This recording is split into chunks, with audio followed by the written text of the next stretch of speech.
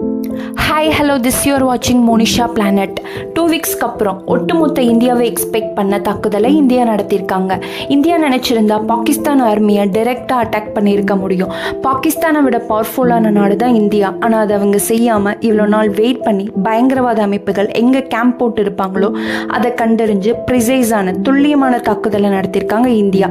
இதில் ஒரு இம்பார்ட்டண்டான விஷயம் என்னன்னா, எந்த ஒரு போர் விமானமும் பார்டரை கடந்து பாகிஸ்தான் கிட்ட போல இந்தியாவிலிருந்தே ஏவுகணை அனுப்பி துல்லியமான தாக்குதல்களை கிட்டத்தட்ட 9 இடங்களை நடத்தியிருக்காங்க இந்தியா. இதில் ஒரு இம்பார்ட்டன்டான விஷயம் என்னன்னா, இந்த ஆப்ரேஷனோட நேம் ஆப்ரேஷன் சிந்தூர். இதற்கான நேம் கொடுக்கப்பட்டது காரணம் நம்மளுக்கே தெரியும்.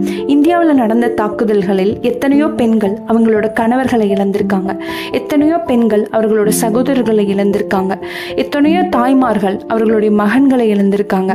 அதற்கு பதிலடியாக தான் இந்த ஆப்ரேஷனோட நேம் சிந்தூர்னு கொடுக்கப்பட்டுச்சு.